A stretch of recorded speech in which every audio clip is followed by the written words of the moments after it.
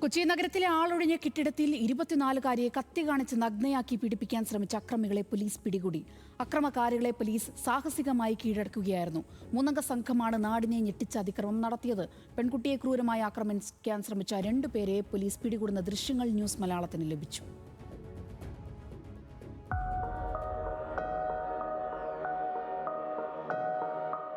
ഞാനിപ്പോഴുള്ളത് Ernakulam south railway സ്റ്റേഷന് സമീപമുള്ള അടഞ്ഞു കിടക്കുന്ന ബ്ലൂമോണ്ട് എന്ന് പറയുന്ന ഹോട്ടലിന് മുമ്പിലാണ്. ഇത് കാലങ്ങളായി ഹോട്ടൽ ഇങ്ങനെ അടഞ്ഞു കിടക്കുകയാണ്.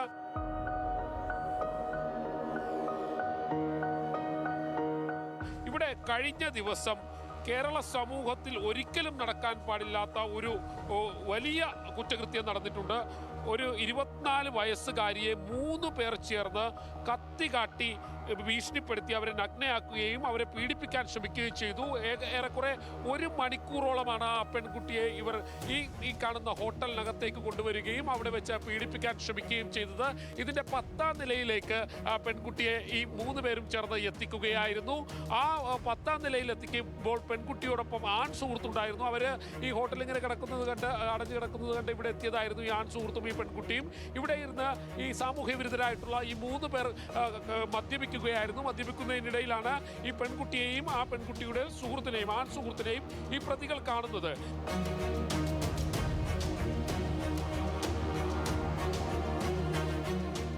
ഈ പ്രതികളിൽ ഇവരെ പിന്നീട് ഈ പെൺകുട്ടിയെ വലിച്ചിഴച്ച് ഇതിൻ്റെ 10ാം നിലയിലേക്ക് കൊണ്ടുപോകുകയായിരുന്നു. 10ാം നിലയിൽ എത്തിച്ച് പെൺകുട്ടിയെ പൂർണ്ണമായിട്ടും വിവസ്ത്രയാക്കി അവരെ നഗ്നയാക്കി ഈ പെൺകുട്ടിയെ പിന്നീട് പീഡിപ്പിക്കാനുള്ള ഒരു ശ്രമം നടക്കുകയായിരുന്നു. ഈ കേസുമായി ബന്ധപ്പെട്ടുകൊണ്ട് 2 പേർ പിടിയിലായിട്ടുണ്ട്. തിരുവനന്തപുരം സ്വദേശി ഡാനിഷ്, കൂടാതെ കൊല്ലം പരവൂർ സ്വദേശി രാഹുൽ.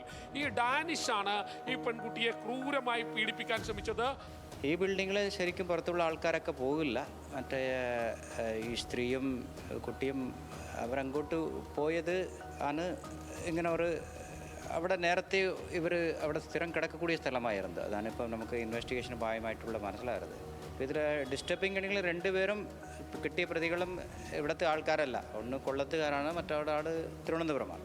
മോഷണ കേസിൽപ്പെട്ടുള്ള ആൾക്കാരാണ് കൂടുതലുള്ള ആൾക്കാർ. നമുക്കിത് കാപ്പ മുഖാന്തരം പിന്നെ അവർക്ക് ഒന്ന് ഡീറ്റെയിൻ ചെയ്യാൻ നടപടി എടുക്കാം.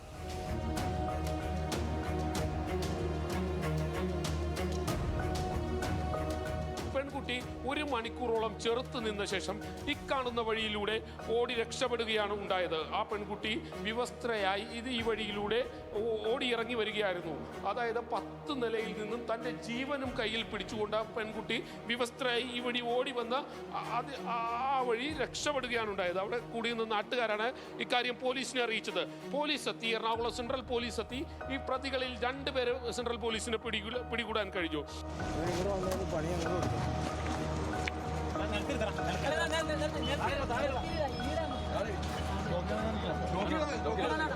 ഈ പ്രതികളെ പിടികൂടാൻ പോലീസിന് സഹായിച്ചത് ഈ പ്രതികളുടെ നമ്പർ പ്ലേറ്റ്, ബൈക്കിന്റെ നമ്പർ പ്ലേറ്റ് കണ്ടെത്താൻ പോലീസിന് കഴിഞ്ഞിരുന്നു.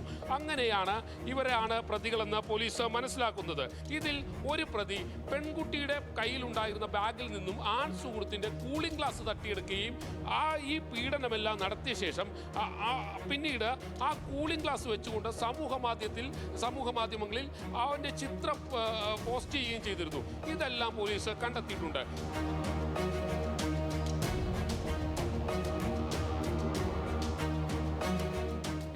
ഒരു സ്ഥാപനത്തിലെ HR മാനേജറായി ജോലി ചെയ്യുന്ന പെൺകുട്ടിയാണ്.